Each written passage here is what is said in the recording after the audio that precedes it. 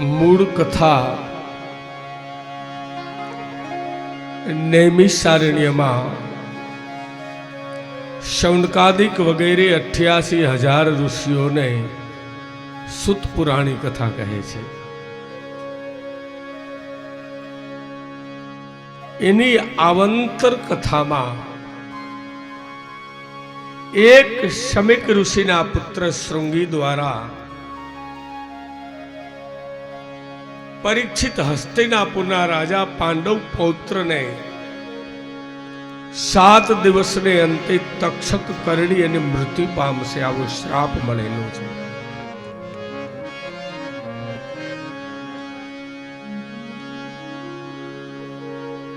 પરીક્ષિતને ખબર પડવાથી એક ક્ષણમાં બધું છોડી અને ગંગા કિનારે શુકતાલ નામના ક્ષેત્રમાં આવ્યા છે. આ ખાલી યાદ કરાવવા, રોજ ભૂલી ન જાય. અને એમને સદગુરુ સુખદેવ પરીક્ષિતની કથા સંભળાવે છે. ભગવાન વામનના અવતાર પછી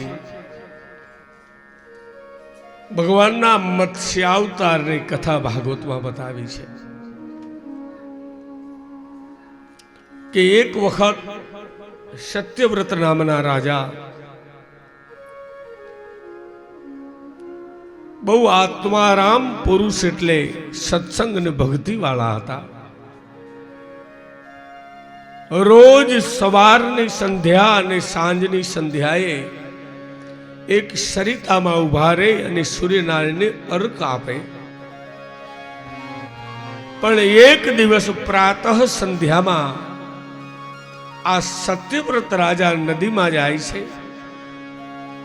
પાણીનો ખોબો ભરી અને સૂર્યનારાયણને અર્ક આપવા જાય. આંખ બંધ છે પણ ખોબામાં સળવળાટ એને અનુભવ થયો. આંખ ખોલી તો નાનકડું માછલું છે.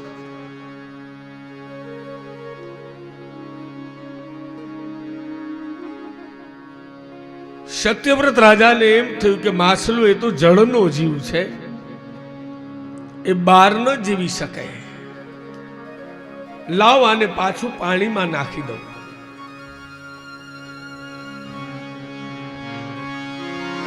પણ આ તો ભગવાન છે મત્સ્ય અવતારે, એટલે એના અંતરની ભાષા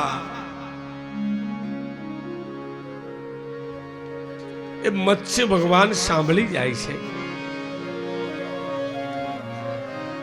અને જ્યાં રાજા એને છોડવાની આમ તૈયારી કરે ત્યાં એ માછલું માનવની ભાષા બોલ્યું કે રાજન, મને પાણીમાં આમ જો મૂકી દેશો ને તો મોટા માછલા મને ગળી જશે.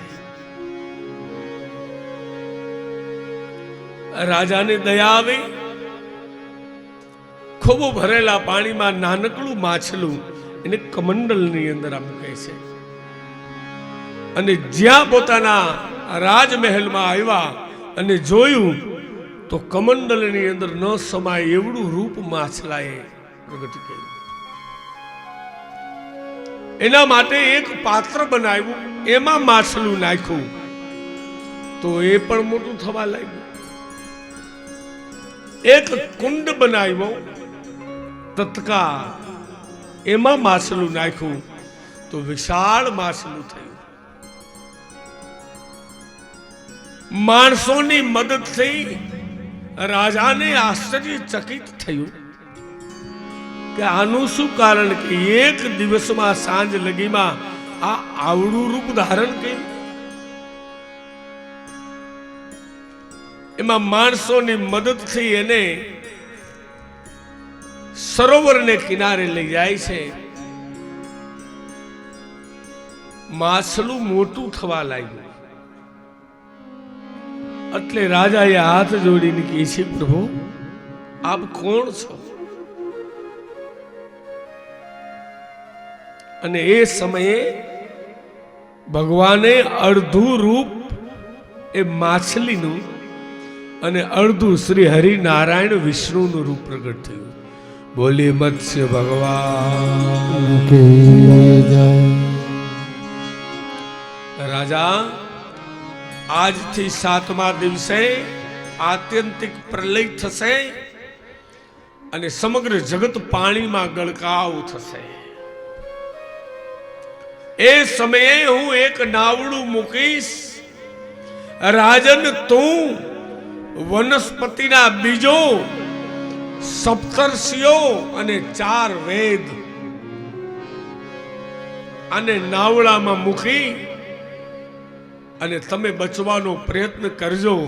જ્યારે વધારે તમારું નાવડું હાલક ડોલક થાય એટલે યાદ રાખજો, હું વાસુકી નાગને મોકલીશ અને એ સમયે હું તરીશ અને વાસુકી નાગથી આ નાવડું બાંધી અને માછલીના પાછલા સિંગની અંદર તમે બાંધી દેજો, હું તમને બચાવી લઈશ.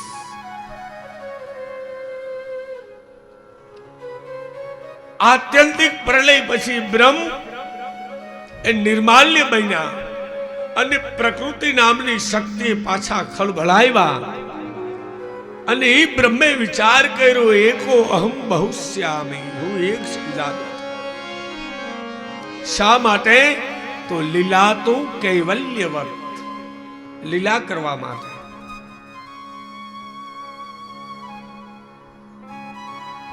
અને પાછું જગતનું સર્જન થયું છે. વિરાટ પુરુષ પ્રગટ થયા, નાભીમાંથી બ્રહ્માજી પ્રગટ થયા અને મેં પહેલા દિવસે કથા કીધી હતી એ વારંવાર થવા લાગી. બોલે મત્સ્ય ભગવાન. અષ્ટમ સ્કંદ પૂર્ણ થઈ. ભગવાન વ્યાસજી આપણને 9મ સ્કંદની કથા તરફ લઈ જાય છે. 9મા સ્કંદની કથાને સંતો ઈશાનું કથા કહે છે. પરીક્ષિતજી કહે છે કે હે બ્રહ્મન,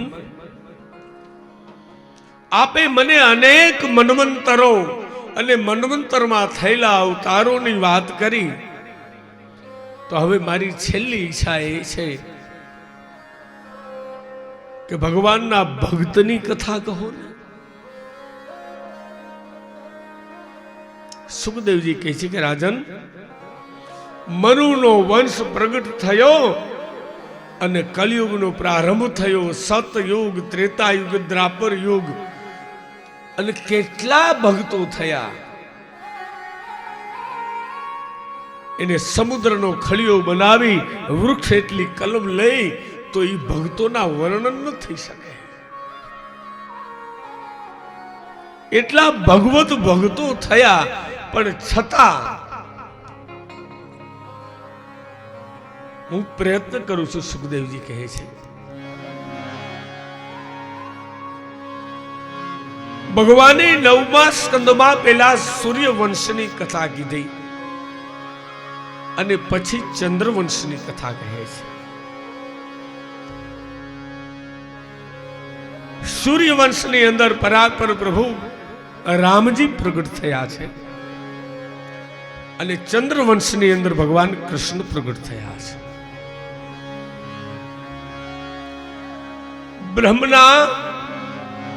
બ્રહ્માના મરીચી, મરીચીના કશ્યપ અને કશ્યપના વિવસ્વાન, જેને સૂર્યનારાયણ કહેવાય છે. એ મન્વંતર, વૈવસ્ત મન્વંતર અત્યારે ચાલી રહ્યું છે. એ સૂર્યદેવના દીકરા શ્રાદ્ધદેવ, એને શ્રદ્ધાદેવીની સાથે લગ્ન કર્યા. એને 10 પુત્રો થયા છે. ઇક્ષ્વાકુ, નૃગ, સર્યાતિ, દિષ્ટ, ધૃષ્ટ, કુરુષ, નરીષ્ણ, પૃષગ્ન, નભગ અને કવિ. પણ નભગને બાદ કરતા બધા જ સંન્યાસી બની ગયા.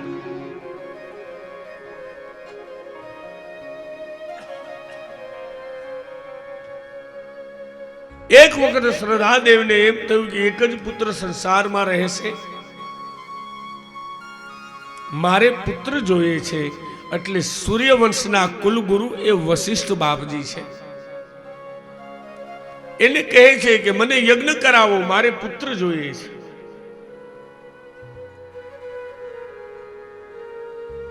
તમે યાદ રાખજો, જ્યાં લગી કોઈ પણ વેદની ઋચાવો હોય કે સામાન્ય મંત્ર કે સ્તોત્ર હોય, એનું જો અશુદ્ધ ઉચ્ચારણ થાય તો ફળ ન મળે અથવા વિપરીત મળે.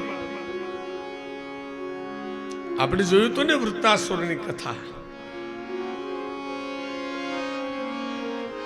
ખબર નહીં હોતા અધ્વર્યું ઉદગાતા, જ્યાં યજ્ઞ થાય ને એવા બ્રાહ્મણોના પ્રકારો હોય છે, અને એમાંથી હોતા તરફથી હૂત દ્રવ્ય અને ઉદગાતા તરફથી ઋચાઓનું જ્યારે ઉચ્ચારણ થયું, એમાં ભાવ પ્રગટ એવો થયો કે એને પુત્રની ઈચ્છા હતી, પણ એને ઘેર દીકરી જન્મે એવા આશીર્વાદ મળ્યા. એટલે શ્રાદ્ધદેવ અને શ્રદ્ધાદેવીને દીકરી જન્મી, જેનું નામ ભાગવતમાં ઇલ્લા દેવી બતાવ્યું છે.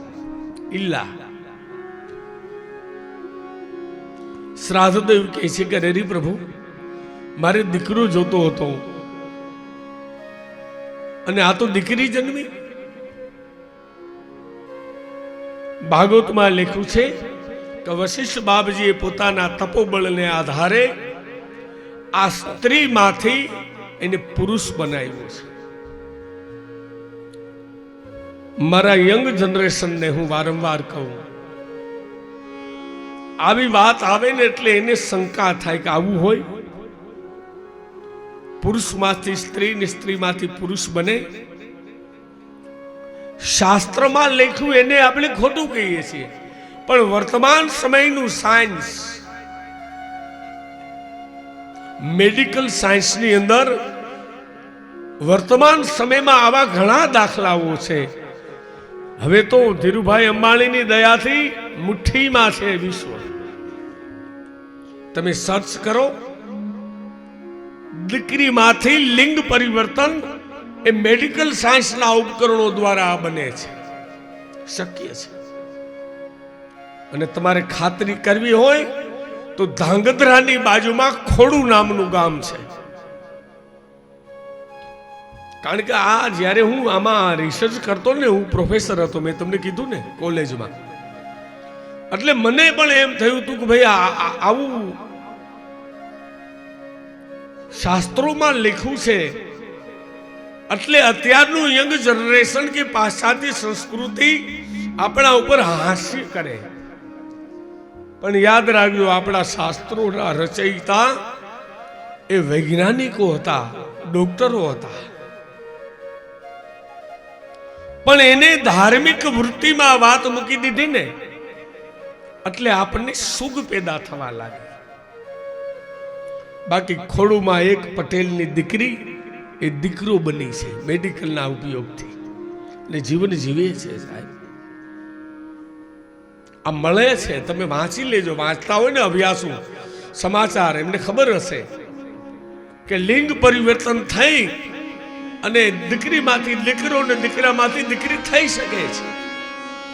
આ ત્યારે એ જ પદ્ધતિ હશે, પણ આપણા સંતોએ એની પ્રોસિજર બતાવી નથી, એની પ્રક્રિયા બતાવી નથી, ખાલી વાત કરી દીધી.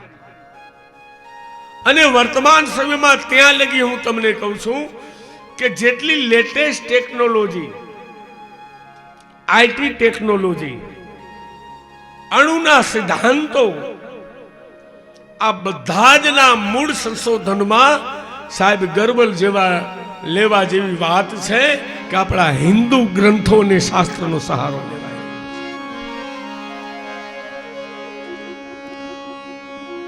ખબર છે ને, આપણે 20મી સદીમાંથી 21મી સદીમાં આવ્યા, તેથી આખા જગતના કોમ્પ્યુટર જગત ઉપાધિમાં હતું કે એક મીંડું મૂકવાથી સમગ્ર વિશ્વના કોમ્પ્યુટરના ડેટાઓ એ ડિલીટ થઈ જશે. અને તેથી સાહેબ આપણા વેદમાં રહેલા ગણિત એની 16 ફોર્મ્યુલા ઋગ્વેદમાં છે. આ બે જ ફોર્મ્યુલા ઉપર જગતનું અત્યારે મેથેમેટિક્સ ચાલી રહ્યું છે.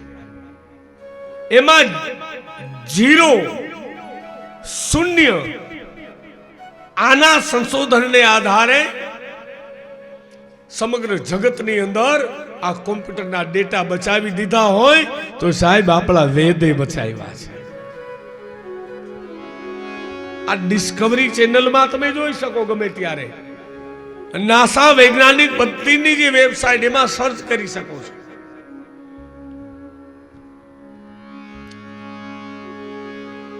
આપણા શાસ્ત્રોમાં લખ્યું એટલે નહીં માનવાનું. એક એવી મેન્ટાલિટી થઈ ગઈ, કારણ કે અમે તો ફોરવર્ડ. પણ યાદ રાખજો, આના વગર ક્યાંય જવાની નથી દુનિયા. અહીંયા તો આવવું જ પડશે સાહેબ. ક્યાં લગી આધુનિકતા? તમારે બેક ટુ નેચર, કુદરતના ખોળે પાછું આવવું જ પડશે. આ જગત અહીંયા લગી આવી ગયું ભૌતિક સંપત્તિથી. ખાલી ઉદાહરણ આપું તમને. પેલાના જમાનામાં સાહેબ ઘઉં ન મળતા. મહેમાન આવે ને તેની જ રોટલી થાય. વડીલોને પૂછો, બાજરાના રોટલા ખાઈને જીવન જીવતા. એ આધુનિકતા આવી અટાણે. ઓલા દેશી નળિયા વાળા મકાનમાં બાજરો ખાતા અને એના રોટલા ખાતા જીવન જીવતા. એ જ પદ્ધતિ અત્યારે કરોડોના બંગલામાં રહીએ ને તો સાહેબ બાજરાના રોટલા ને રીંગણાનું ભરથું એ હજારો રૂપિયા દઈને માણસ હોટલમાં ખાવા જાય છે. આપણા પહેરવેશ જોવો સાહેબ. પાછું આવવાનું છે. હતું એ ક્યાં જાય છો? જઈ જઈ કુદરતના ખોળે આવવું જ પડશે. કહેવાનો અર્થ, આ ઇલ્લા નામની જે દીકરી હતી શ્રાદ્ધ દેવની, એમાં વશિષ્ઠ મુનિએ એને પુત્ર બનાવ્યો જેનું નામ સુદ્યુમ્ન રાખવામાં આવ્યું છે. ભાગવત બતાવે છે. પણ એક વખત આ સુદ્યુમ્ન એના મિત્રોની સાથે ઘોડાઓ લઈ અને હિમાલયના એવા ક્ષેત્રમાં જાય છે જ્યાં પાછા સ્ત્રી બની જાય છે. સમય નથી, નતર આનું હું સોલ્યુશન તો આપું જ, પણ સમયની મર્યાદા છે. મારે કૃષ્ણ જન્મ સુધી જવું છે. આ બધી નિરાતની વાત હોય અને એજ્યુકેટેડ પર્સન બેઠું હોય ને તો એને વધારે એના પ્રકાશ પાડી શકાય એના ઉપર. કહેવાનો અર્થ કે આ સુદ્યુમ્ન પાછા સ્ત્રી બની ગયા અને એ જ સમયે અનસુયા અને અત્રિના દીકરા એ ચંદ્રદેવ અને ચંદ્રદેવના દીકરા એ બુધ. આ બુધ જંગલમાં વિહાર કરવા નીકળે અને આ સુદ્યુમ્ન જે સ્ત્રી બની હતી એની સાથે લગ્ન ગ્રંથિથી જોડાય અને એનો જે વંશ વેલો આવેલો ત્યાંથી ચંદ્ર વંશ જુદો બન્યો છે. મેં ગઈકાલે કીધું તું ને કે જેટલી કોમ્યુનિટી આપણી રહી આ બધા જનું મૂળ શાસ્ત્રમાં પડ્યું છે. કઈ જ્ઞાતિ ક્યારે જુદી પડી, ક્યારે એનો જન્મ થયો. એટલે અહીંથી સૂર્યવંશ અને ચંદ્રવંશ બુદ્ધના દીકરાથી અહીં જુદો પડે છે.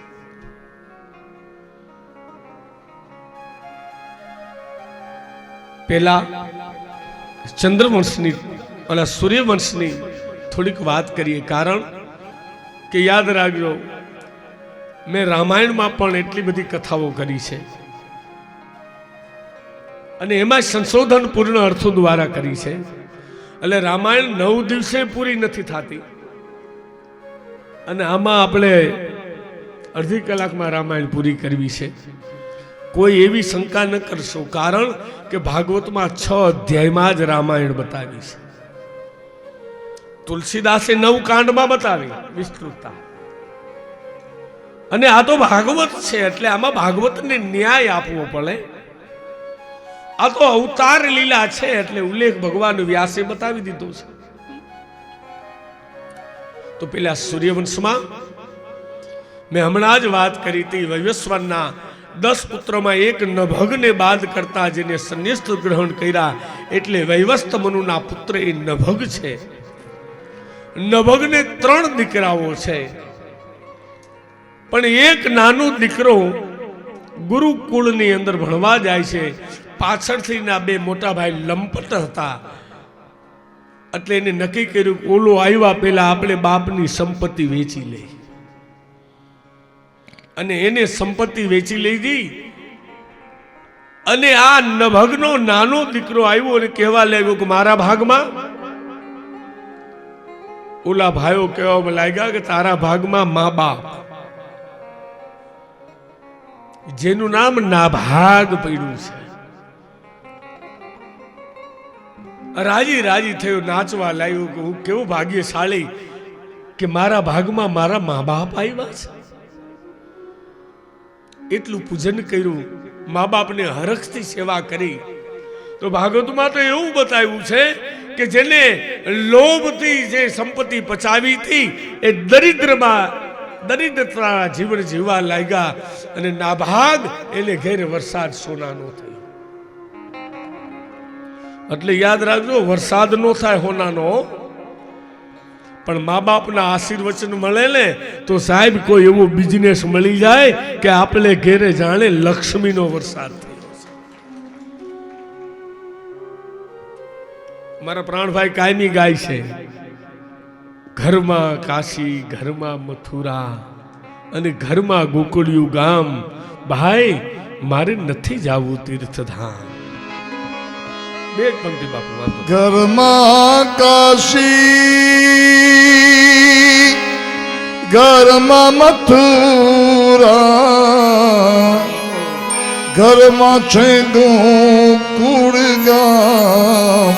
કે ભાઈ મારે નથી જાવું તીર્થધામ. ભાઈ મારે નથી જાવું તીર્થધામ.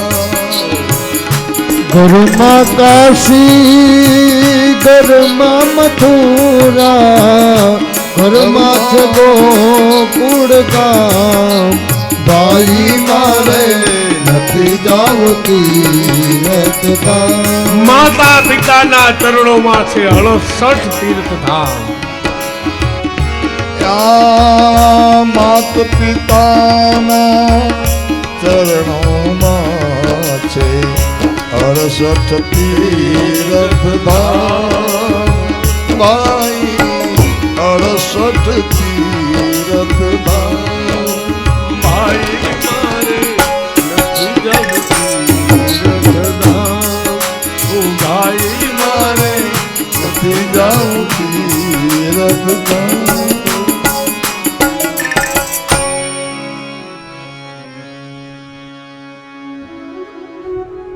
મેં એક વખત નાનકડું તમને એક નાની સૂચના આપી હતી, ખબર છે કે વર્તમાન સમયમાં બધા જ એવું ઈચ્છે કે મારો દીકરો શ્રવણ બને, પણ કોઈ એવું વર્તમાન સમયમાં ઈચ્છતું નથી કે મારો પતિ શ્રવણ બને.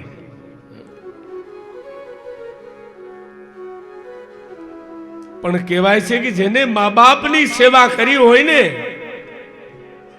એને ઘેર સાહેબ અંબરીશ જેવા દીકરા થાય. એટલે આનું નામ નાભાગ પડ્યું. જેને ભાગ નહોતો મળ્યો, મા બાપ માત્ર ભાગમાં આવ્યા હતા, એટલે એ નાભાગના દીકરાનું નામ અંબરીશ છે. અને અમારા પ્રાણભાઈ ગાયું હતું ને, ધન્ય એકાદશી. અંબરીશની કથા બધાય સાંભળીએ છીએ. એકાદશીનું વ્રત લઈને બેઠા છે.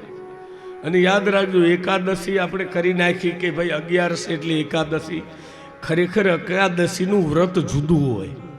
કેવું હોય? દસમના દિવસે એકટાણું કરવાનું હોય,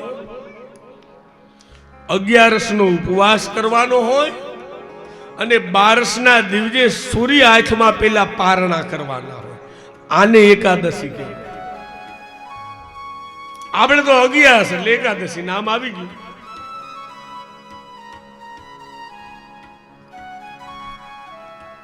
એકાદશીનું વ્રત કર્યું છે અંબરીશે, પણ દુર્વાસા મુનિ આવીને એની પરીક્ષા લે છે. પૂર્ણાહુતિ છે. જો સૂર્ય હાથમાં પહેલા 12ના દિવસે જો પારણા ન કરે તો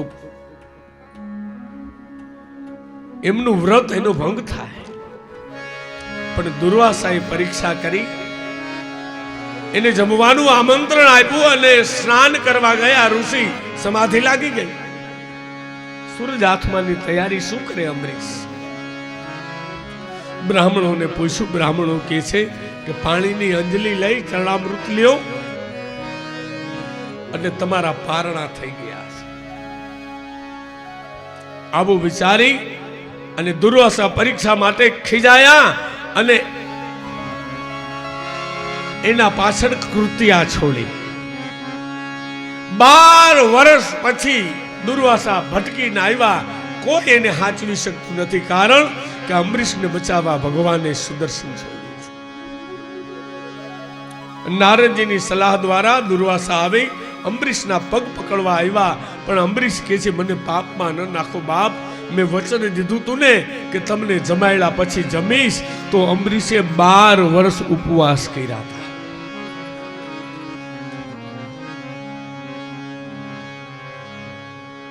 અંબરીશના વંશની અંદર ઇક્ષ્વાકુ નામના રાજા થયા છે. કથા તો ઘણી છે પણ સમય નથી. એના દીકરાનું નામ છે યૌનાશ. યૌનાશના દીકરા થયા છે માનધાતા. એની 7મી પેઢીએ પાછા બીજા એક સત્યવ્રત નામના રાજા થયા, જેને બીજું નામ ત્રિશંકુ પાડ્યું છે. કારણ કે એની સદેહ સ્વર્ગમાં જ આવું હતું, સદેહ ન જઈ શકે. અને એ સમયે વિશ્વામિત્ર અને વશિષ્ઠને શાસ્ત્રાર્થ ટક્કર ચાલતી.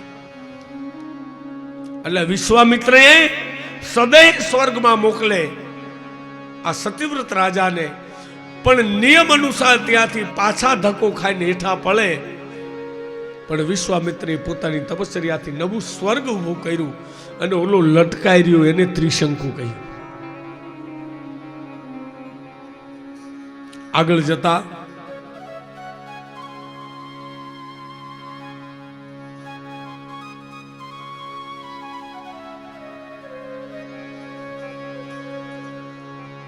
આ ત્રિશંકુની 7મી પેઢીએ હરિશ્ચંદ્ર નામના રાજા થયા. એની 5મી પેઢીએ સગર નામના રાજા થયા. સગર નામ જોજો, બધા જ ભાગવતના નામની અંદર મહત્વતા છે કે આ સગર રાજા, એના જે પિતા હતા એ યુદ્ધમાં મૃત્યુ પામ્યા, પણ એના પિતાને 2 પત્નીઓ હતી. એટલે એ જંગલમાં જીવન જીવા લાગ્યા છે. રાજ્ય તો લઈ લીધું છે દુશ્મનોએ. એમાં એક રાણી ગર્ભાવસ્થા હતી, એટલે બીજીને અદેખાઈ આવી. કાને દીકરો જન્મશે ને તો એનો દીકરો રાજ્ય ઉપર બેસે, લાવો એને ગોર દઈએ. ગોર એટલે ઝેર.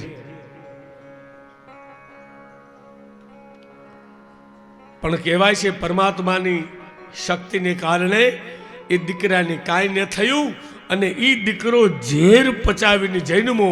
એટલે ગરેણ સહજાયતે ઇતિ સગર.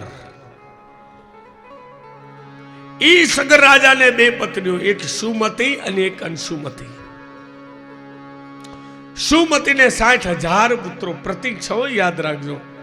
આટલું હોય નહીં, પણ એની પ્રણાલીમાં 60,000 સૈનિકોને એક પુત્રવત વાત્સલ્યતા આપતા હતા, એટલે આવું પ્રતીક આપ્યું છે. નકર શક્ય નથી, આપણે સમજી છે. અને અંશુમતીને એક દીકરો અંશુમાન. એક વખત સગર રાજા અશ્વમેઘી યજ્ઞ કરે છે. મેં સવારે કીધું ને કે ઇન્દ્ર એ પદ છે, નામ નથી. 100 યજ્ઞનું ફળ મળે, ઇન્દ્ર બને. એમાં સગર રાજા સોમો યજ્ઞ કરે છે એટલે ઇન્દ્રને ઈચ્છા થઈ કે મારી સીટ જૂટવાઈ જશે અને એના અશ્વને લઈ ચોરી અને પાતાળમાં કપિલ મુનિના આશ્રમમાં બાંધી દે છે. એને શોધવા 60,000 નીકળે છે. ઇન્દ્ર હામો મેળો ક્યાં જાવ છો? તો કે અમારા પિતા યજ્ઞ કરે છે અશ્વ શોધવા. તમારું અશ્વને તો કપિલ મુનિના આશ્રમમાં મેં જોયો.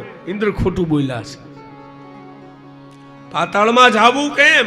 આ 60,000 આ ભૂમિને ખોદી અને એમાં જે પાણી ભરાણું, વિદ્વાનો અમુક આવી પણ ચર્ચા કરે છે કે સગર પુત્રાત જાયતે ઇતિ સાગર, એટલે એનું નામ સાગર પડ્યું છે. દરિયાને શું કહે છે આપણે? અને એનું પ્રૂફ રામાયણમાં છે સાહેબ. હનુમાનજી મારો અંજનીનો જાયો સીતાજીની શોધ માટે જાય તેથી સાગરે કીધું તું કે હે મૈનાક, આ હેમવાન અને મેનાનો પુત્ર છે, પાર્વતીનો ભાઈ. ઇન્દ્રએ પોતાના વજ્ર દ્વારા બધા જ પર્વતોની પાંખ કાપે અને તેથી આશ્રય આપ્યો તો મૈનાકને. મૈનાકને કહે છે કે મારા વંશનો એક રાઘવ કુળમાં જન્મેલો રામ એનું કામ કરવા હનુમાન જાય છે ને તું આશ્રય આપ. એટલે જોઈજો સુંદરકાંડમાં પ્રસંગ આવે છે કે મૈનાક નામનો પર્વત ઉભો થાય છે. શાસ્ત્રોની કળી જો તમે બધી વાંચો ને તો મજા ઓર છે, એનો નશો ઓર છે.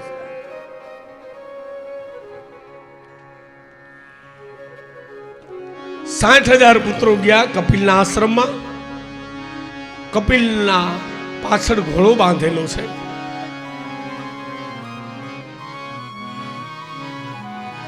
ઘોડો તો મળી ગયો પણ કપિલ ભગવાન, કપિલ મુનિ સમાધિમાં બેઠા હતા. એમાં 60,000 આ જે પુત્રો હતા સગરના, એ કપિલ મુનિના અટકચાળા કરવા લાગ્યા. ચોર ચોર કહીને ગાળ દેવા લાગ્યા. કપિલ મુનિની આંખ ખુલી, એક પાણીની અંજલીથી 60,000 ને બાળીને ભસ્મ કર્યા. અંશુમતીના દીકરાને ખબર પડી, એ સમજૂતીથી અશ્વ લાવી અને આ યજ્ઞ પૂર્ણ થયો. અને એ અંશુમાનના વંશની અંદર ભગીરથ નામના રાજા છે. આ ભગીરથ રાજાને કોઈએ કીધું કે તમારા 60,000 પિત્રોને સદગતિ મળી નથી, આ સ્વર્ગની મંદાકિનીનું અવતરણ કરાવો. મંદાકિની એટલે કોણ? હમણાં વામન ભગવાનના અવતારમાં મેં કીધું ભગવાનના ચરણમાંથી પ્રગટેલી એ સ્વર્ગની ગંગા. જો ભૂમિ ઉપર ગંગા આવે તો પિતૃઓ તરે, એને મુક્તિ મળે. એટલે ભગીરથે ગંગાની પહેલા સ્તુતિ કરી. ગંગા પ્રગટ થયા.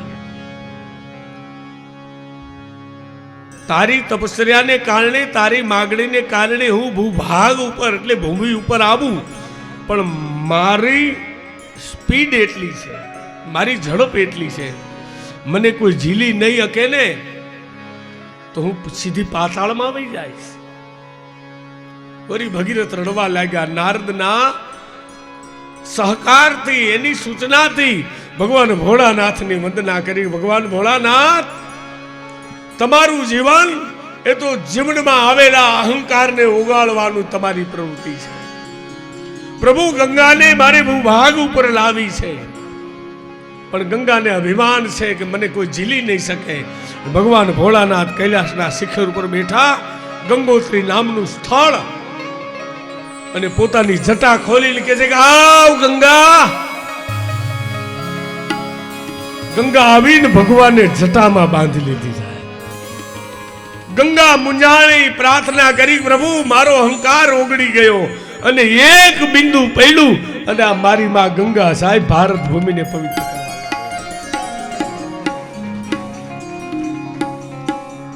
એના વંશની અંદર ખટવાંગ નામના રાજા થયા. ભગીરથના વંશની અંદર, ખટવાંગના વંશની અંદર પૃથુસર્વા નામના રાજા થયા. એના વંશની અંદર દિલીપ નામના રાજા થયા, જેને સુદક્ષિણા કન્યાની સાથે લગ્ન કર્યા. એને સંતાન ન હતા. એટલે ગુરુ વશિષ્ઠને કહે છે કે મારે સંતાન નથી. તો કે દિલીપ, તમે સ્વર્ગમાં ગયા હતા દેવોની મદદ કરવાને, પાછા વળ્યા ને ત્યારે કામધેનુની પ્રદક્ષિણા નથી કરી એટલે શ્રાપ લાગ્યો છે. એમાંથી જો મુક્તિ મેળવવી હોય ને, સંતાન મેળવવું હોય ને, તો મારા આશ્રમમાં કામધેનુની દીકરી નંદિની નામની ગાય છે, એની સેવા કરો. અને દિલીપ અને સુદક્ષિણાએ 21 દિવસ લગી સેવા કરી. ગાયે એનું પરીક્ષણ કર્યું છે. અને આની કલ્પના અમારા સંસ્કૃતના કવિ કાલિદાસે બહુ સુંદર બતાવી છે.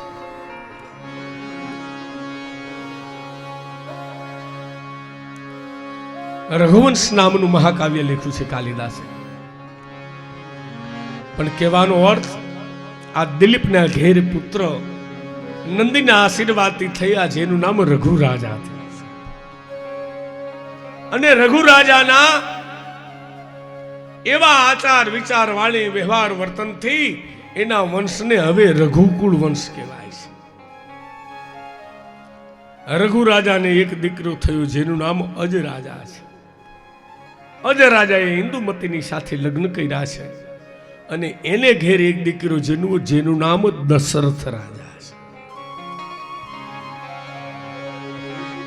દશરથને અવધની નગરીનું રાજ મળ્યું છે.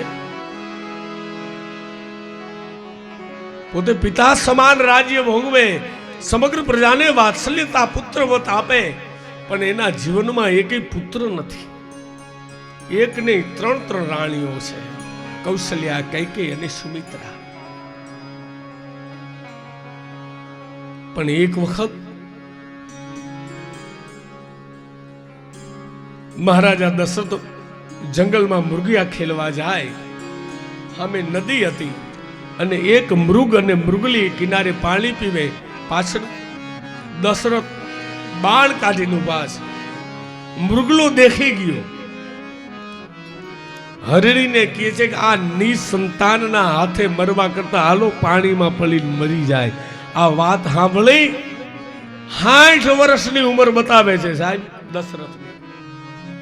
અટાણ લગી એને સંતાન હાંભરા નહોતા, પણ પશુ પંખીઓ પણ એને મેળા મારવા લાગ્યા ને, એટલે દશરથના મનની અંદર ગ્લાનિ ઉભી થઈ.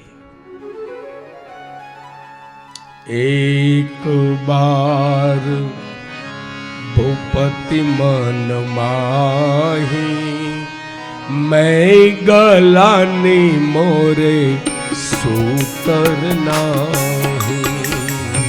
શ્રી કૃષ્ણ ગોવિંદ હરે મુરારી, હે નાથ નારાયણ વાસુદેવા. દૂર ગૃહ ગયા સુરત મહી પાલા, ચરણ લાગે કરે વિનય વિશાલા. શ્રી કૃષ્ણ ગોવિંદ હરે મુરારી, હે નાથ નારાયણ વાસુદેવા.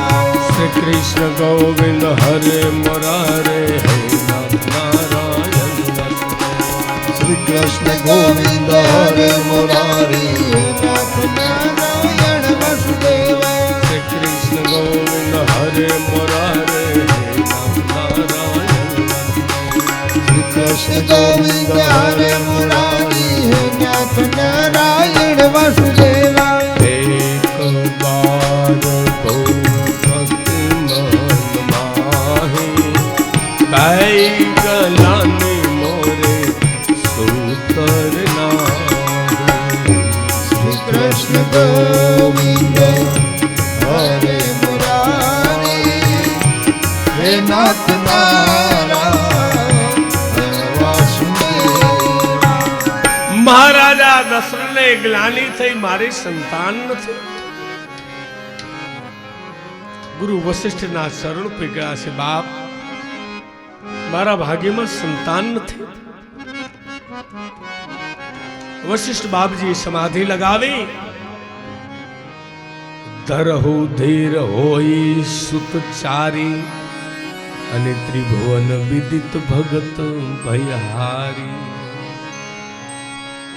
દશરથ ચારે એક નહીં 4 દીકરાઓ થશે, પરંતુ શૃંગી ઋષિ વશિષ્ઠ બોલાવા અને પુત્ર કામ શુભ યજ્ઞ કરાવા.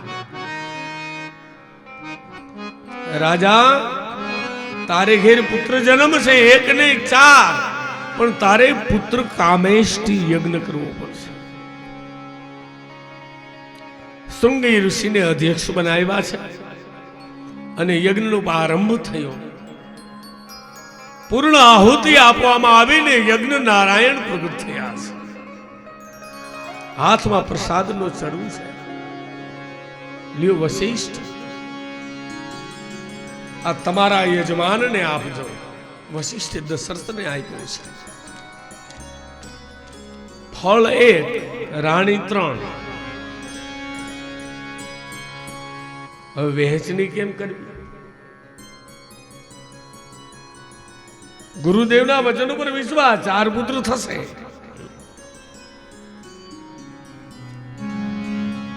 અર્ધ ભાગ કૌસલ્યા હિ દીનહા, ઉભય ભાગ આધઈ કરી લેન્હા. શ્રી કૃષ્ણ ગોવિંદ હરે મુરારી, હે નાથ નારાયણ વાસુદેવા. કઈ કઈ કહરૂપ સૌ ભયવો, રહ્યો તો ભય ભાગ પુનિ ભય. શ્રી કૃષ્ણ ગોવિંદ હરે મુરારી, હે નાથ નારાયણ વાસુદેવા. મહારાજ દશરથે બુદ્ધિ વાપરી. એક ફળ છે, એક ચરુ, એના 2 અડધા ભાગ કર્યા અને 1 અડધા માંથી પાછો વળી 2 અડધા ભાગ કર્યા. પછી વિચાર કરે છે કે પેલા હું કૌશલ્યાને દઉં તો કઈ તો કજિયારી છે, મને કેમ પેલા નો દીધું? અને જો કઈ ને દઉં તો પટરાણી, એ તો કૌશલ્યા છે, એને અન્યાય થયો. બુદ્ધિ વાપરી છે દશરથે. અડધામાંથી 2 જે અડધા ભાગ થયા, બંનેને હારે એમ ના દેવાય, કારણ કે જમણો હાથ પવિત્ર, ડાબો તો વર્જ્ય છે, એ તો અપવિત્ર છે. ડાબા હાથે પ્રસાદ દેવાય નહીં. પણ પેલા કૌશલ્યાને 1 અડધામાંથી અડધો ભાગ આપ્યો અને બીજો અડધામાંથી અડધો ભાગ એ કૈકેયીને આપ્યો, અને ત્રીજો જે અડધું હતું એના પાછા 2 કટકા કર્યા અને 1 ટુકડો કૌશલ્યાના હાથમાં આપ્યો અને બીજો ટુકડો વળી કૈકેયીના હાથમાં આપ્યો. અને દશરથે કીધું, કૌશલ્યા કૈકેયી હાથ ધરી અને દિન્ન સુમિત્ર મન પ્રસન્ન કરી. તમે એમ કરો, તમે સુમિત્રાને આપો. 1 ભાગ કૌશલ્યાએ આપ્યો છે સુમિત્રાને અને 1 ભાગ કૈકેયીએ આપ્યો છે. તેથી સુમિત્રા હાથ જોડીને કહે છે કે હે બહેનો, હું તો નાની છું, છતાં તમારું મારા ઉપર કેટલું માન, મારું સૌભાગ્ય વધાર્યું. હું આપને વચન આપું છું બહેનો, તમે બંને મને અડધો અડધો ચરુનો ભાગ આપ્યો ને, જો ભગવાન મને 2 સંતાન આપશે ને તો માં કૌશલ્યા, મારા 1 સંતાનને તારા સંતાનના ચરણમાં સેવામાં મૂકી દઈશ. અને કઈ 1 સંતાનને તારા સંતાનના ચરણમાં મૂકી દઈશ. અને બહેનું પણ આવું થાય. કૌશલ્યના ઉદર રામ પ્રગટ થયા, કૈકેયીના ઉદર ભરતજી મહારાજ પ્રગટ થયા. અને સુમિત્રાના 2 સંતાનો, એક લક્ષ્મણ મહારાજ અને બીજા શત્રુઘ્ન મહારાજ. એમાં લક્ષ્મણ મહારાજ એ રામની સેવામાં રહ્યા અને શત્રુઘ્ન મહારાજ એ ભરતજીની સેવામાં રહ્યા છે. જ્યારથી મારો પ્રભુ માં કૌશલ્યના ઉદરની અંદર આવ્યા છે, जोग लगन ग्रह बार तिथि सकल भय अनुकूल चर अरु अचर हर्ष जूत राम जन्म सुखमो मां कुशलीना उदरमा मारो हरि प्रभु पधारी રહ્યા છે અવધના રાજમહેલમાં માં કૌશલ્યા શોભાયમાન છે સમગ્ર પ્રકૃતિની અંદર શુભ વાતાવરણો પેદા થયા છે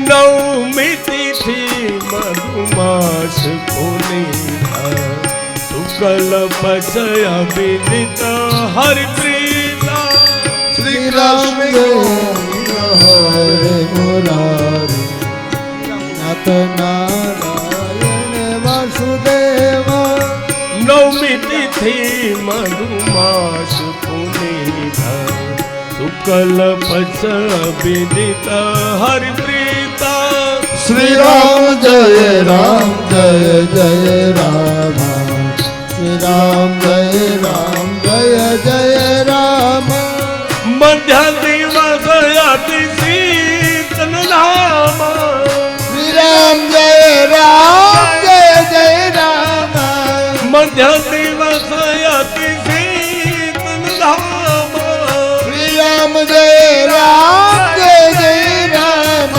પાવન કાનનો તુતિકરા શ્રી રામ જય રામ જય જય રામ હરે ભગવાન રામ જય રામ જય જય રામ શ્રી રામ જય રામ જય જય રામ પ્રકૃતિના તત્વોની અંદર મંગલ વાતાવરણ થયું મૃગલાઓ કુદાકા મારે મોરલાઓ ટેહુંકાર કરવા લાગ્યા સરયુ નદીના જળ હિલોળા લેવા લાગ્યા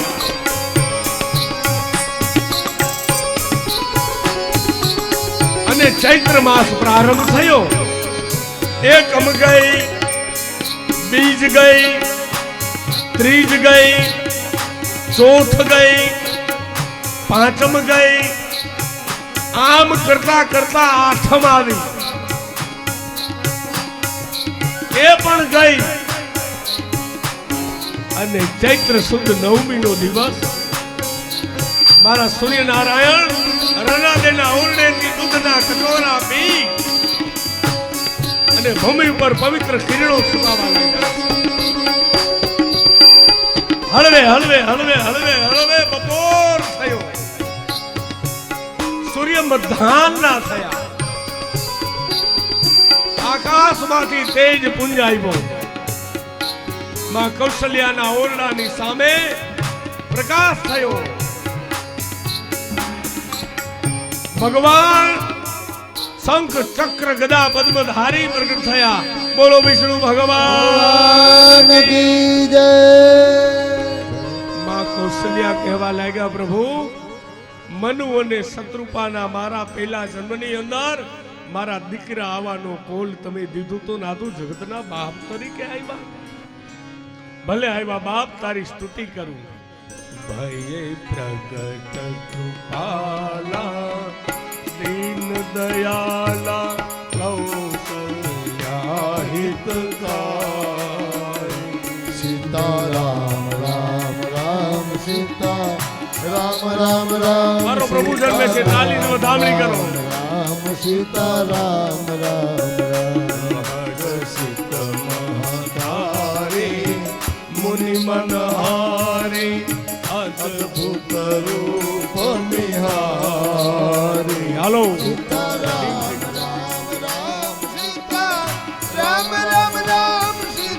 અરે પ્રાણ બાબુ લોચન અભિરામા તન ઘન ક્ષમા સીતા રામ રામ રામ સીતા રામ રામ રામ તે નિજ આયુધ ભુજ ચારી સીતા રામ રામ રામ સીતા રામ રામ રામ ભૂષણ વનમાલા શાલા શોભા સિંધુ કરારે સીતારામ રામ રામ સીતારામ રામ રામ સીતારામ રામ રામ સીતારામ. છેલ્લી બે પંક્તિ માં કૌશલ્યાએ કીધું, પ્રભુ તમે મારે તમારી બાલ લીલા જોવી છે, મારા ગોદમાં રમો.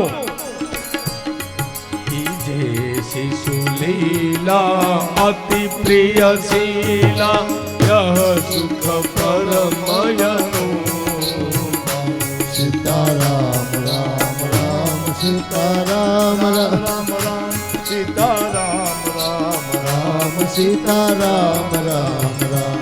સુની બચન સુજાના રોદન ઠાના. સીતારામ રામ રામ સીતારામ રામ રામ. સુની બચન સુજાના રોદન ઠાના. સીતારામ રામ રામ સીતારામ રામ રામ. એ હોઈ બાલ સુરભૂ. સીતારામ રામ રામ સીતારામ રામ રામ. ભય પ્રગટ કૃપાલા દીન દયાલા કૌશલ્યા. સીતારામ રામ રામ સીતારામ રામ રામ. એ સીતારામ રામ રામ સીતારામ રામ. વિપ્રધેનુ સુર સંત હે લિન્હ મનુજ અવતાર. વિપ્રધેનુ સુર સંત હિતા નિજ ઈચ્છા નિર્મિત તનુ માયા ગુણ ગોપાલ. બોલીએ રામચંદ્ર ભગવાન. ભગવાન વિષ્ણુમાંથી બાલ સ્વરૂપ બની અને માં કૌશલ્યના ગોદમાં ખિલખિલાટ કરવા લાગ્યા. મહારાજા દશરથને ખબર પડી, દોયડા છે.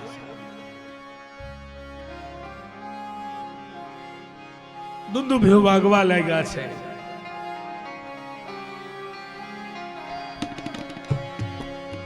યાચકોને દાન આપ્યા. એ જ સમયે એક દાસી દોડી કે મહારાજ કૈકેયીના ઉદરે પણ એક બાળકનો જન્મ થયો છે. સાહેબ આનંદ દશરથનો બેવડાઈ ગયો. એક દાસી દોડી આવી અને કહેવા લાગી, મહારાજ સુમિત્રાના ઉદરથી બે બાળકોએ જન્મ લીધો છે. આનંદ 4 ગણો થવા લાગ્યો છે. આનંદની હેલી ઉઠી. અવધ નગરી શણગારવામાં આવી. યાચકોને દાન આપ્યા છે. ભગવાનના રામને રૂપને જોવાને માટે સ્વર્ગના દેવતાઓ સમગ્ર ઋષિ મુનિઓ પધાર્યા છે. પ્રભુ બાલ લીલા કરે છે. જાત કર્મ સંસ્કાર થયા, નાંદી મુખ શ્રાદ્ધ થયું અને સમયાંતરે મહારાજા દશરથ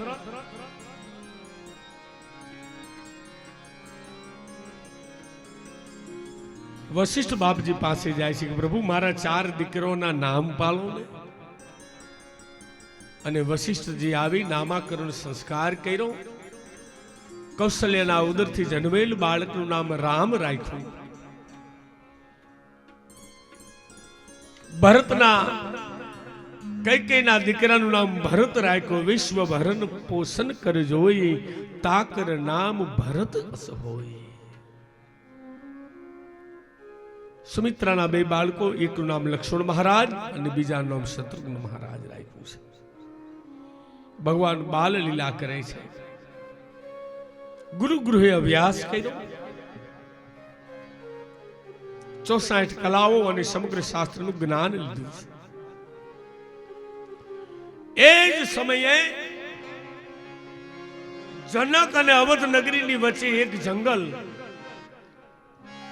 અને જંગલની અંદર ગાધી રાજાના દીકરા જન્મે ક્ષત્રિય છે પણ બન્યા છે ઋષિ. એનું નામ વિશ્વામિત્ર મુનિ છે.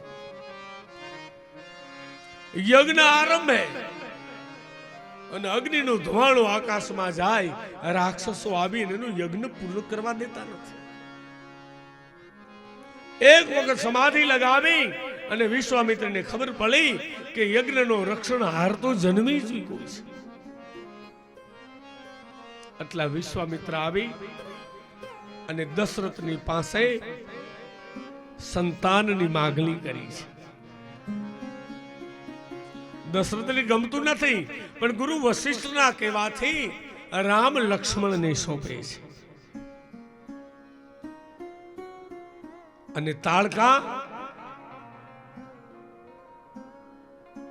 વનના મુખની અંદર જ્યારે પ્રવેશે છે, એ જ સમયે રામ લક્ષ્મણ વિશ્વામિત્ર બટુકભાઈ આમ જ્યાં ચાલ્યા જાય છે ત્યાં સામે ભયંકર ધુમાડાઓ પ્રગટે છે કે ચલે જાત મુનિ દીન દિખાઈ સોને તાળ કા ક્રોધ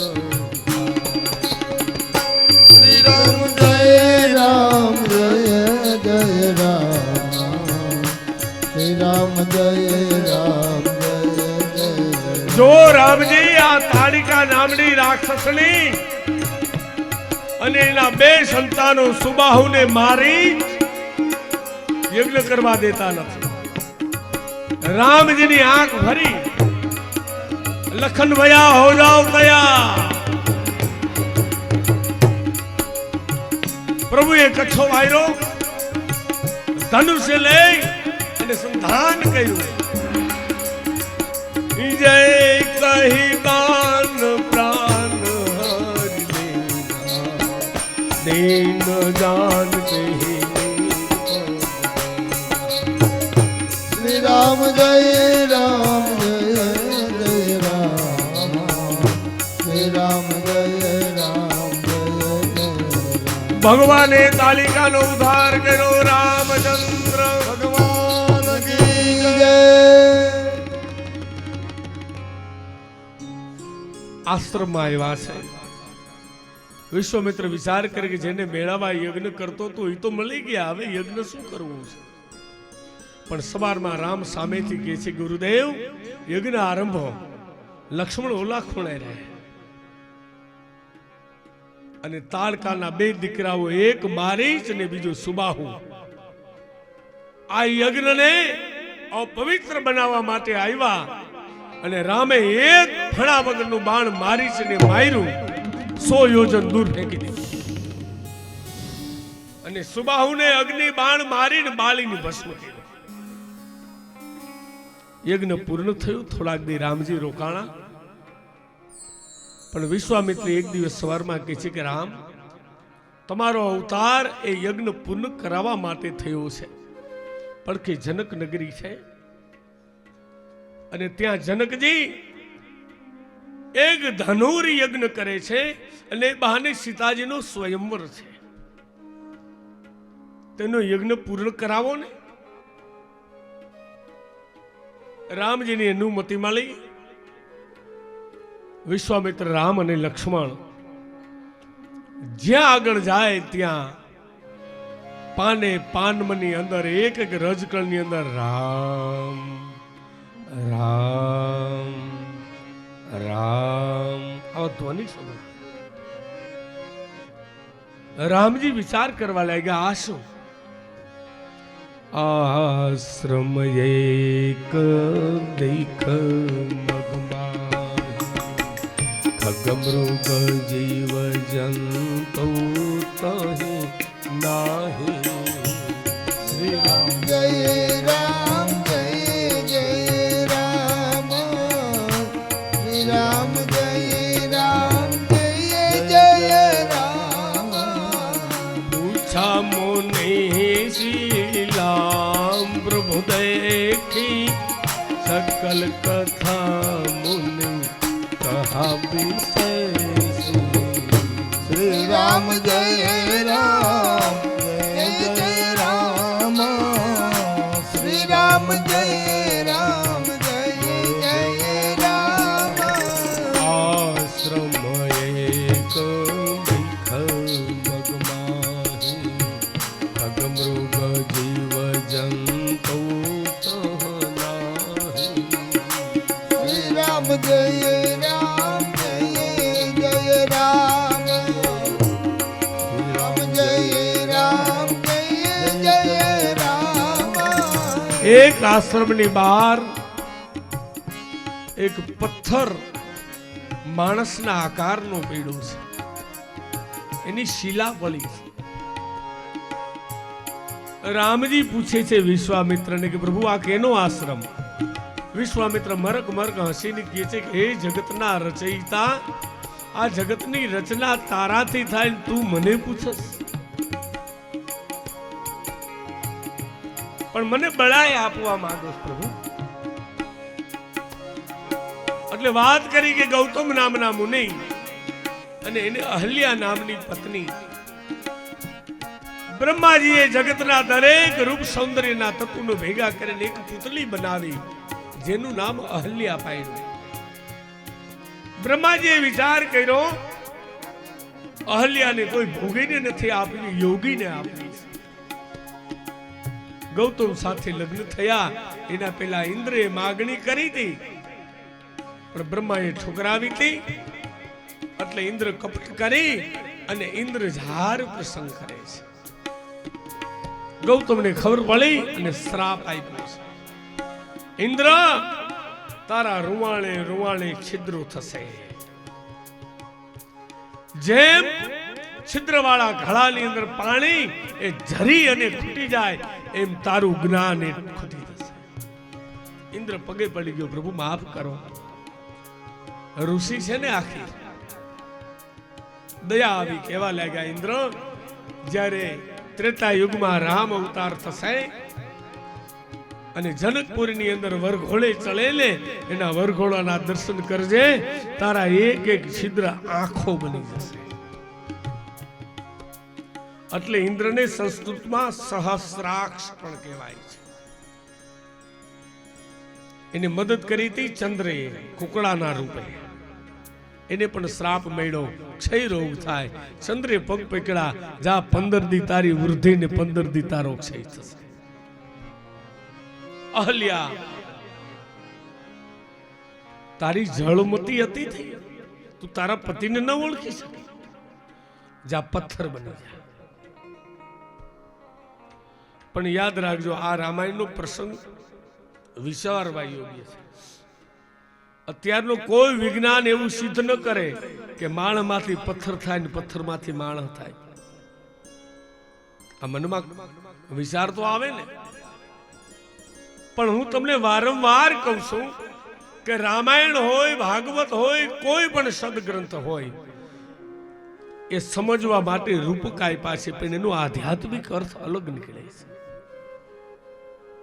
પથ્થર વત બની છે અહલ્યા, પથ્થર નહીં। બસ હવે કાંઈ નહીં સાહેબ, નહીં ખાવું, નહીં પીવું, નહીં સંસાર, નહીં ભોગ, માત્ર એક જ આધાર, રામ રામ રામ। આનો અર્થ ભક્તિના માર્ગની અંદર સ્થિરતા હોય। પ્રભુ ઉતાવળા ન મળે સાહેબ, એની પરીક્ષા કરે પરમાત્મા ન મળે।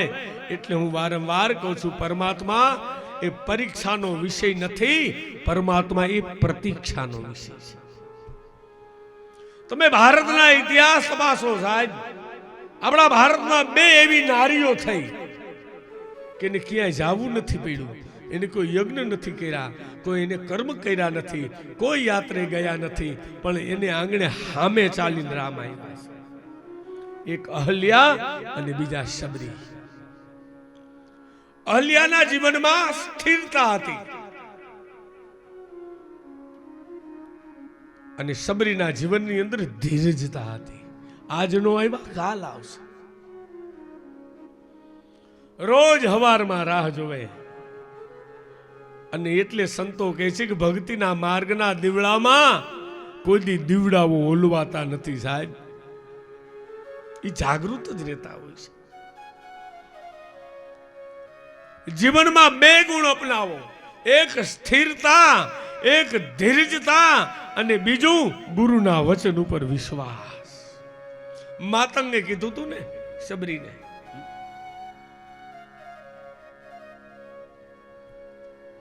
ભગવાને અહલ્યાનો ઉદ્ધાર કર્યો છે, જનકપુરમાં આવ્યા છે.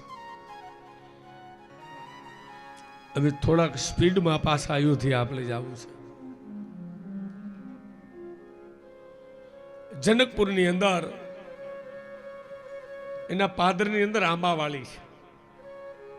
તમે જોજો રામાયણમાં 3 નગરીના વર્ણન છે. એક અયોધ્યા નગરી, એક જનકપુર નગરી અને ત્રીજી લંકા નગરી. એમાં અયોધ્યામાં બધાય સજન, પણ એક મંથરા અને ધોબી જેવા દુર્જન પણ ખરા. એક ડાઘ ખરો. લંકામાં બધા જ દુર્જન, પણ એક વિભીષણ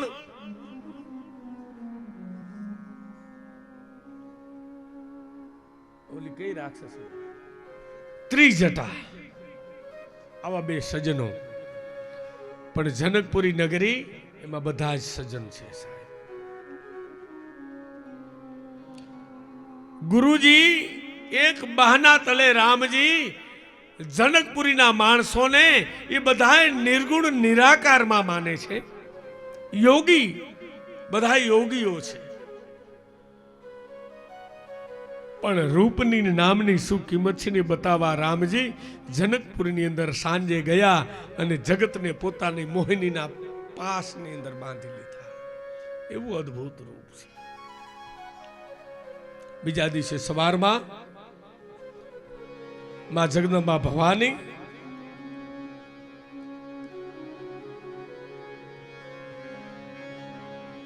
તેહી અવસર સીતા કહ્યાયે અને ગિરિજા પૂજન જનની રે પઠાઈ.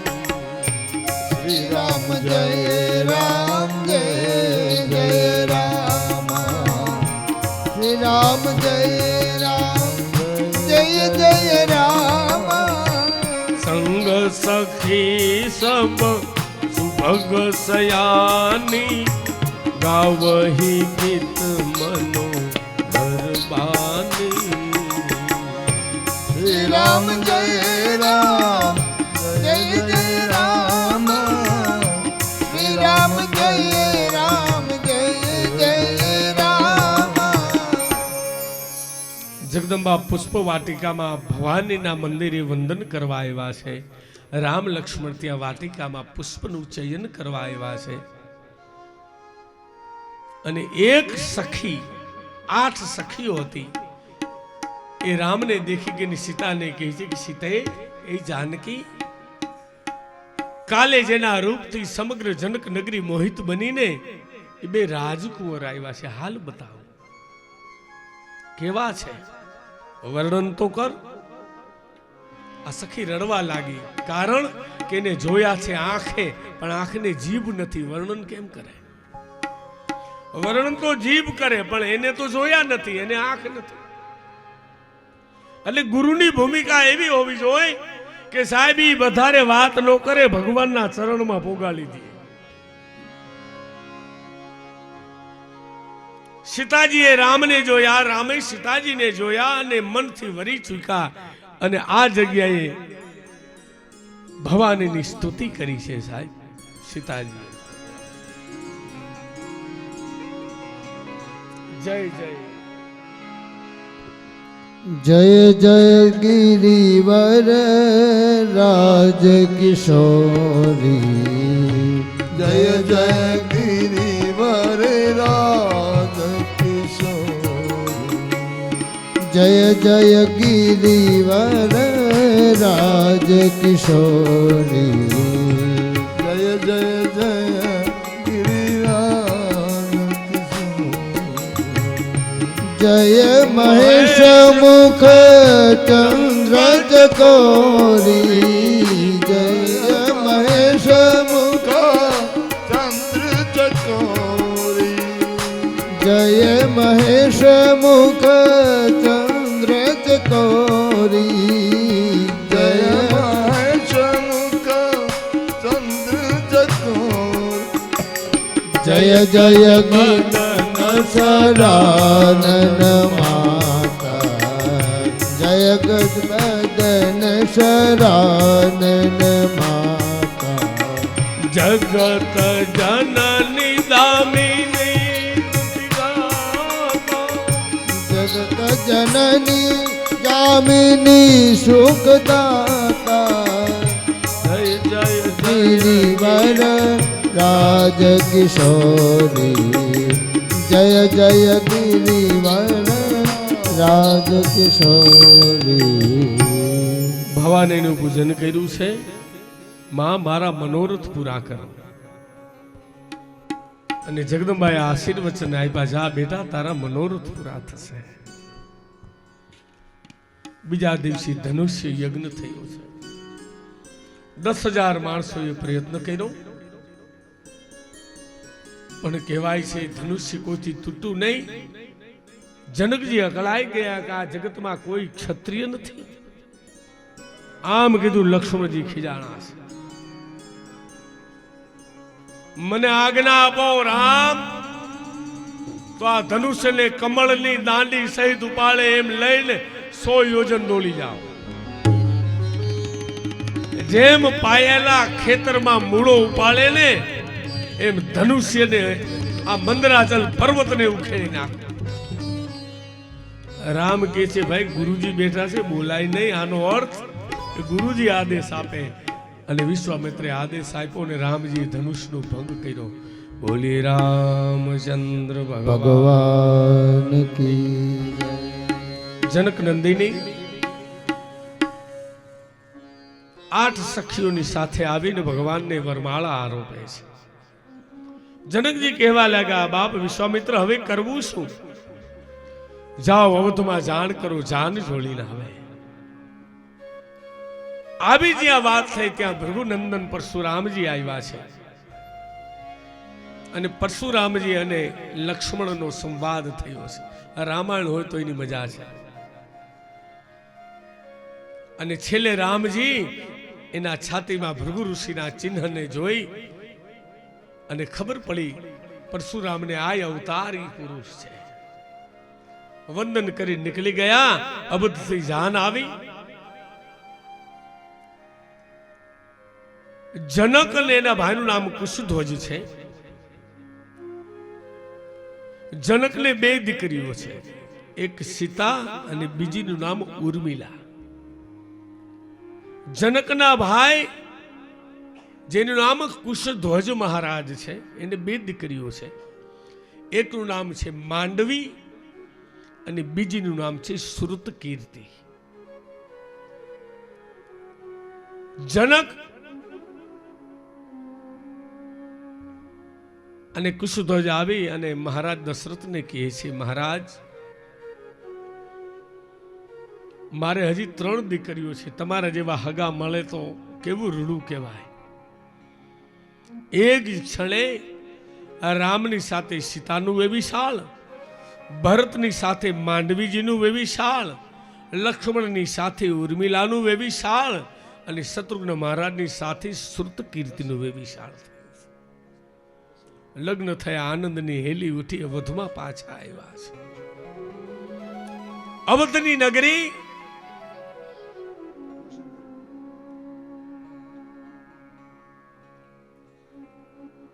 મનોમન કહેવા લાગી કે અમે જીવી છીએ ત્યાં લગી રામને જો અવધ્યાની ગાદી મળે તો અમે કેવા રાજી થાય. પણ રામના મનની અંદર વિચાર હતો એટલે દેવોને જાગૃત કરી અને દેવોએ સરસ્વતીને મોકલી અને કૈકેયની હારે દાયજામાં આવેલી એક મંથરીની દાસીને ભ્રમિત કરી છે. કૈકેયને ચલાવ્યા છે. દશરથજી વધાઈ દેવા આવે છે. કૈકેયી મંથરાને કારણે કોપ ભવનમાં છે.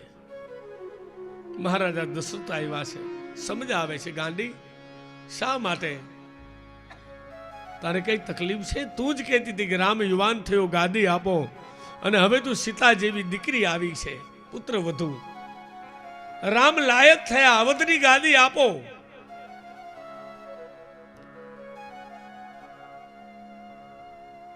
તારી ઈચ્છા હતી ને એટલે મેં જાહેરાત કરી છે.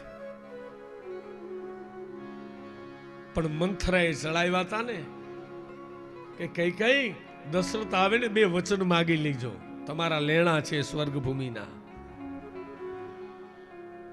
તારે જોઈ લે, મારો રામ રાજ ગાદી આવે, માગ. મહારાજ દશરથ આનંદમાં છે. હવે તમે એમ કહો છો કે માગ માગ, મારા જૂના વચન લેણા એ નથી દેતા, કઈ કઈ કીએ છે, માગ શું જોઈ છે?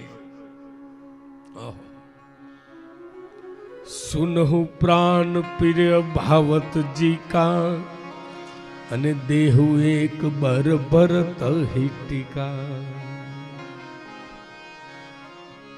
સ્વાર્થને કારણે સાહેબ પ્રાણ પ્રિય શબ્દ આપ્યો છે. અને મેં કીધું ને આ બધા પ્રસંગ રામાયણની કથા હોય તો મજા હશે સાહેબ. મારા રસ સ્તબ્ધ બન્યા.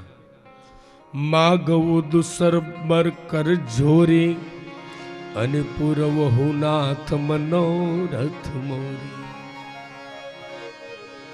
અને હવે જે કાળમુખી કૈકેયીના મુખમાંથી કાળા શબ્દો નીકળે છે, અયોધ્યામાં આંધી પ્રગટ થઈ છે. જે રામના રાજ્યાભિષેકની દીપ માળાઓ પ્રગટાવી હતી ને, એ દીવા ઓલવાવા લાગ્યા, રંગોળીઓ પૂરી હતી, એના કલર ભૂસાવા લાગ્યા, આસો પાલવના તોરણ તૂટવા લાગ્યા સાહેબ. તાપસ બેસ વિશેષી ઉદાસી, અને 14 બરહે રામ વનવાસી.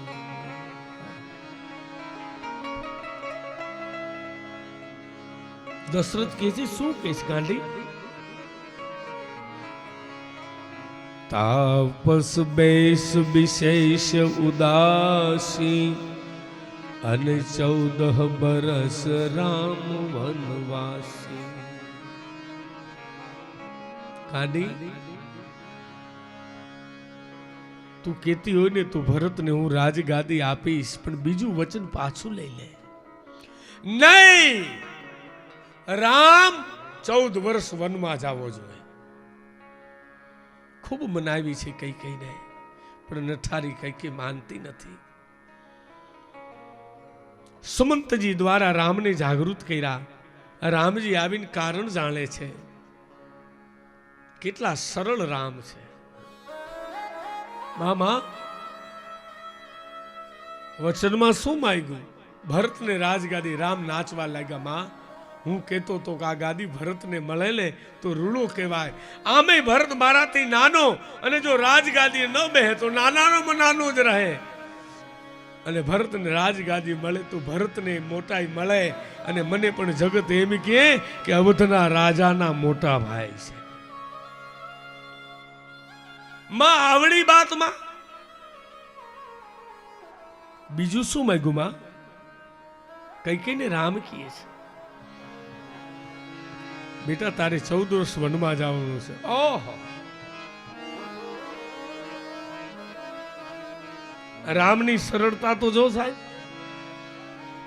માં આટલી વાતમાં મારા પિતાને આટલું દુઃખ લાગે, હું ન માનું. 14 વર્ષ તો ચપટી વગાડતા નીકળી જશે. દશરથને સમજાવે છે. દશરથ રળી રહ્યા છે. સવારનો પોર થયો. કઈ કઈ કહે છે કે રામ સૂરજ ઉગે છે, વનની વાટ પકડો. ભલે માં જાઉં છું. કઈ કઈ પાસેથી રામ નીકળી અને કૌશલ્યા પાસે જાય છે. સાહેબ વિચાર તો કરો.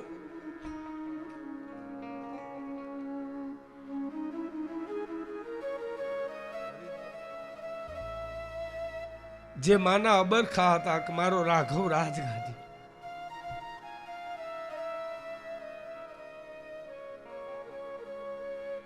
આખી રાત કૌશલ્યા હુતા નો થાવ.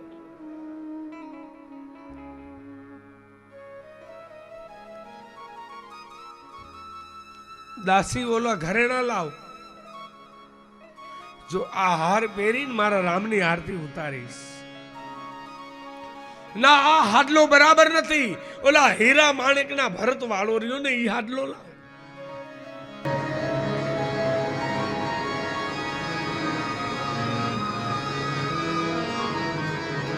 ન જાણું જાનકી નાથે કાલે શું થવાનું છે. માં, બેટા રાઘવ, આજ તું પવિત્ર દિવસ ને કે આ પૂજાના વસ્તુ પહેર્યા છે. જા બેટા, તૈયાર થા. માં, હિંમત રાખને તો કહું. હા બેટા, શું છે? મારા પિતાએ ન્યાયને તોડ્યો છે, તોડ્યો છે. માં, ખબર છે, ઓલા વિશ્વામિત્ર જેવા ઋષિએ આપણે અવધની અંદર આવવું પડતું, ગમને આ રાક્ષસો નડે છે. તો માં, મારા પિતાએ બે ભાઈને રાજી આપ્યું. ભરતને અયોધ્યા આપ્યું અને મને વનનું રાજી આપ્યું. હવે યજ્ઞ થશે, ઋષિ મુનિઓ દોડવું નહીં પડે. સુમંતના પુત્ર દ્વારા કઈ કૌશલ્યાને જાણ થઈ, પણ પટરાણી હતા ને સાહેબ, જેના ઉદર રામ પ્રગટે ઈ જનની કેવી હોય. હળવેકથી બોલી, રામ, જો કદાચ તારા પિતાએ વચનમાં લીધા હોત અને વનવાસ તને જો આપ્યો હોત ને, તો હું મારી પટરાણીના આદેશ દ્વારા બીજું વચનમાં તને પાછો મગાવી લે. પણ કઈ પણ આમાં છે ને, તારી માં છે બેટા. જા, તારા માટે વનવાસ હજારો અવધ બની. રામ લક્ષ્મણ જાનકી ગયા સંગોઈપુરના પાદરમાં. એક ભક્તરાજ કેવટ એનું ધાર્યું કરાવી ભગવાનના રામ પખાયેલા એ બળભાગી ભક્ત ગંગાને પાર પ્રભુને ઉતાર્યા. ગંગાનું પૂજન કરી અને પ્રયાગની ભૂમિમાં આવ્યા છે. ભારદ્વાજને મળ્યા. ત્યાંથી આગળ જતા જતા વાલ્મીકી મુનિના આશ્રમે ગયા છે. હું ક્યાં રહું? ભગવાનને રહેવાના ઠેકાણા બતાવ્યા છે. જાઓ, તમે ચિત્રકૂટમાં વાસ કરો. રામજી, લક્ષ્મણ અને સીતાજી ચિત્રકૂટની અંદર જાય છે. અને આ બાજુ ભરતને તેલાવી ખબર પડી, કૈકેયીની સાથે સંબંધ તોડી અને દશરથના દેહને અગ્નિદાહ.